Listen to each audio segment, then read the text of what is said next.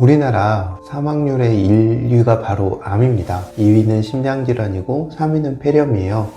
폐렴 같은 경우는 면역력이 떨어지거나 아니면 노약자분들이 폐렴으로 사망하게 되는 경우가 많아서 실제로 우리가 감기로 인한 폐렴 이런 것보다는 적은 편이고요. 심장질환 같은 경우도 계속 늘어난 추세고, 이전에는 뇌혈관 질환이 좀 더 상위에 있었는데 이제는 암이 단연코 한국인의 사망 원인 1위가 되었습니다. 그래서 좀 잔인한 이야기지만, 우리가 4명이 모여서 밥이나 술을 먹었다 치면 그 사람이 죽을 때까지 최소한 1명 아니면 2명 정도는 암에 걸리거나 암으로 치료를 받거나 아니면 암으로 사망하게 됩니다. 이렇게 하면 굉장히 무서운 이야기 같죠. 내가 아마 지금 가족분들, 친구분들 중에 암으로 치료받거나 투병하거나 사망하신 분들이 어느 가족, 어느 분이나 계실 겁니다. 그 정도로 과거보다 굉장히 흔한 질환이 되었습니다. 이전에는 영화나 드라마에서 아주 느닷없는 비극, 대명사가 백혈병이나 암에 걸리는 거였지만, 지금은 우리 주변을 둘러봐도 영화나 드라마의 소재가 되지 않을 정도로 암은 흔한 병이 되었습니다. 그럼 왜 이렇게 현대인에게 암이 늘어나게 된 걸까요? 좀 불행한 이야기지만 그중 가장 큰 원인은 우리가 오래 살게 되었기 때문입니다. 암이라는 것의 본질은, 우리가 정상세포는 이렇게 분할을 해서 일정한 기능을 하다가 생명이 닿으면 죽어야 되는데, 암세포는 죽지 않고 끝없이 분열하는 세포거든요. 그러니까 세포들 간에 서로 이렇게 약속을 어기고 각자 도생의 상태에 빠진 그런 세포 집단을 암이라고 할 수가 있습니다. 그런데 이렇게 암이 생기게 되는 가장 큰 이유는, 우리가 정상적인 세포의 기능이나 분화 과정에서 오류가 발생하게 되거든요. 우리는 여러 가지 기능을 가진 복잡한 생명체로 진화를 했지만 그럼에도 불구하고 완벽하지가 않아요. 그래서 이 불완벽함에서 생기는 어떤 세포 분열이나 분화 과정에서의 오류가 생기는데, 그 오류가 처리되지 못하고 축적이 되게 됩니다. 그런데 이 오류의 축적이라는 것이 아무래도 나이가 많으면, 고령화된 상태에서는 좀 더 많이 발생하게 되죠. 그래서 우리가 뜻하지 않게 맞이하게 된 이런 장수 시대가 어떻게 보면 암이 증가하게 된 가장 큰 원인이라고 할 수도 있습니다. 이와 함께 두 번째로는, 우리가 사는 환경이 너무나 나빠졌습니다.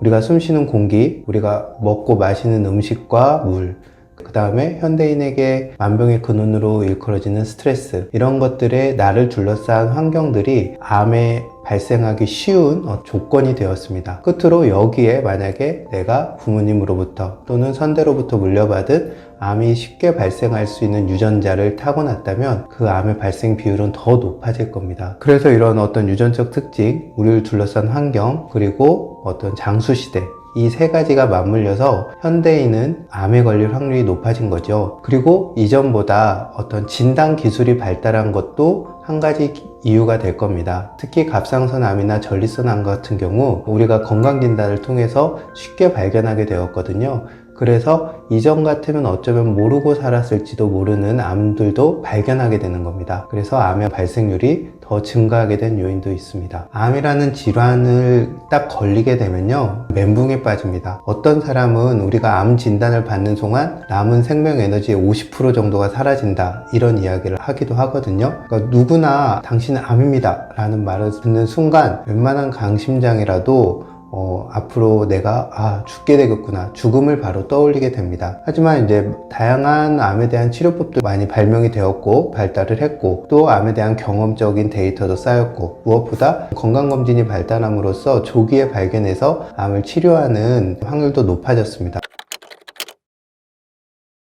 그럼에도 불구하고 암이라는 병의 진단을 받으면 많은 사람들이 공포에 쌓이고 심리적으로 굉장히 불안하게 됩니다. 그래서 암을 진단받으면 빨리 치료해야지, 빨리 없애야지, 이런 생각을 하시게 되는데요. 일부 암을 제외하면 굉장히 천천히 진행되는 질환이라는 걸 잊으시면 안 됩니다. 왜냐하면 우리가 암을 발견하게 된 시점은 적어도 그 암이 생겨서 분열해서 세력을 이루기 시작한 지 한 10년 정도 지난 경우가 대부분이라고 합니다. 그렇기 때문에 내가 일주일, 한 달 암 치료에 대해서 서두르지 않더라도 그 치료의 예후가 크게 달라지지 않아요. 그래서 만약에 나나 아니면 내 가족, 내 친구가 암 진단을 받았다면 1차적으로는 잠시 생각하는 시간을 갖기를 저는 환자분들에게 권하고 있습니다. 왜냐하면 너무 서두르다 보면 나 스스로도 준비도 안 된 상태에서 치료를 받게 되고, 그리고 치료 과정이 아주 좋은 경우라면 모르지만 암의 치료 과정이 꼭 좋은 것만은 아니거든요. 그런 과정 속에서 병도 진행이 되고 나 스스로를 잃고 인생이 무너지는 경우들을 제가 자주 봤습니다. 그래서 암 진단을 받는다면 1차적으로 내 삶을 앞으로 어떻게 살 것인가, 암에 걸린 내 인생을 어떻게 해야 될까 잠시 고민해보는 시간을 갖고요. 두 번째로는 요즘은 상세한 데이터들이 공개되어 있습니다. 그래서 내 병에 대해서 공부하는 시간을 좀 갖기를 바랍니다. 그래야 어떤 표준 치료를 받고 앞으로 치료 계획을 세울 때 내가 내 삶을 조절하면서 내 삶 안에서 암이라는 질병을 다룰 수가 있게 됩니다. 그렇지 않으면 암이라는 병이 갖는 중대함이 있기 때문에 내 인생 전체가 질병 안으로 빨려 들어가 버리는, 마치 암이라는 블랙홀에 내 인생이 사라지는 그런 불행을 맞게 됩니다. 그럼 근데 암의 치료는 1차적으로는 저는 병원에서 진행되는 표준 암 치료를 받기를 권하는 편입니다. 그리고 제가 한의원에서 한의학적으로 도움을 드리는 부분들은 그런 표준 치료를 받을 때 발생하는 부작용들이 있어요. 그래서 그런 부작용들을 완화시켜 주는 거, 때로는 어떤 표준 치료를 받는데 필요한 몸의 에너지 상태라던가 몸 상태를 만들어 주는 거, 그리고 불행하지만 표준 치료가 실패했을 때 어떤 남은 인생의 삶의 질을 좀 더 좋은 쪽으로 이끌어 줄 수 있는 그런 부분에 도움을 드리고 있고요. 그리고 때로는 이제 표준 치료가 잘 마무리돼서 재발 방지를 하기 위한 어떤 몸의 상태를 만드는데 그런 부분에 있어서 한의학적인 치료나 생활관리가 도움이 될 수가 있습니다. 제가 암을 예방하거나 치료 과정에 있는 분들도 마찬가지고 치료 후 재발 방지를 원하는 분들에게 가장 강조하는 건 바로 잠입니다. 수면을 좀 이른 시간에 자서 좀 길게 자고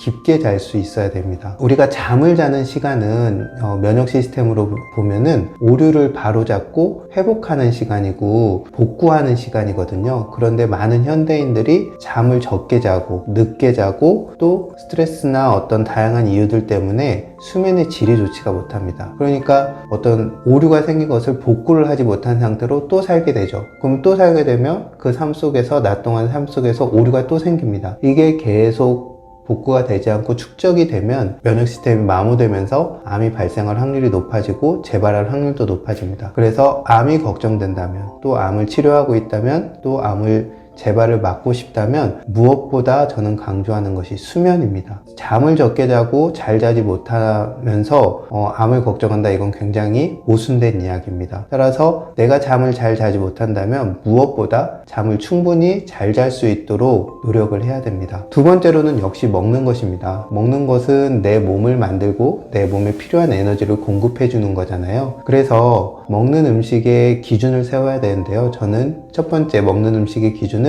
식재료 자체의 건강함입니다. 우리가 제철에 나는 건강한 식재료를 먹는 것이 중심이고요. 두 번째로는 정제되고 가공된 비율이 가장 적은 것, 즉 식재료의 원물에 가까운 상태로 조리해서 먹을 것을 권합니다. 왜냐하면 정제되고 가공하는 과정에서 우리가 본래 식재료로부터 얻어야 될 어떤 영양이라던가 에너지는 점점 줄어들고 오히려 가공 과정에서 더 나쁜 것들이 첨가되기 때문입니다. 그래서 우리가 이전부터 먹어왔던 자연스러운 형태의 식사를 할 것을 권합니다. 세 번째로는 우리가 먹고 이것을 소화 흡수하는 데 있어서 중요한 위장의 상태, 그것을 건강하게 관리하는 게 중요한데요. 그래서 간장이나 청국장, 된장, 고추장, 김치와 같은 전통적인 발효식품들을 충분히 즐겨 먹는 것을 권하고, 또 물을 내가 필요한 만큼 충분히 마시기를 권합니다. 이와 함께 암 환자들에게 있어서 가장 중요한 것 중에 하나가 바로 산소, 호흡입니다. 왜냐하면 우리 몸의 세포들은 산소와 당을 이용해서 에너지를 발생을 시킵니다. 따라서 충분한 영양이 부족해도 또 호흡으로 인한 산소가 부족해도 충분한 에너지 생산이 되지 않습니다. 에너지 생산이 되지 않으면 면역적 시스템 또한 제대로 작동할 수가 없죠. 따라서 내가 암이 걱정되고 재발을 방지하고 싶다면 잘 호흡하는 연습들, 호흡은 크게 두 가지로 잘 이루어질 수 있습니다. 하나는 적당한 수준의 유산소 운동입니다. 그리고 두 번째로 번째로는 명상과 같은 방법도 좋고요. 이완하면서 천천히 깊이 호흡하는 그런 과정들을 통해서 좋은 호흡이 이루어질 수 있습니다. 암이란 것은 아주 중대하고 특별한 병이지만 이것에 대한 대책은 뭔가 특별한 한두 가지를 먹는다던가 뭔가 특별한 한두 가지를 한다고 해서 이루어지는 것이 아니고 일상생활에서 얼마나 좋은 루틴을 가져가느냐, 이것이 굉장히 중요합니다. 이 루틴에서 제가 권하는 것은 질 좋고 충분한 수면, 그리고 자연에 가까운 음식, 세 번째로는 좋은 호흡을 할 수 있는 운동이라던가 이완요법들입니다. 이런 것들을 통해서 내가 생활에 좋은 루틴들을 만들어 줄 수 있다면 암을 예방하고 또 치유하고 재발을 방지하는 데 도움이 될 수 있을 겁니다.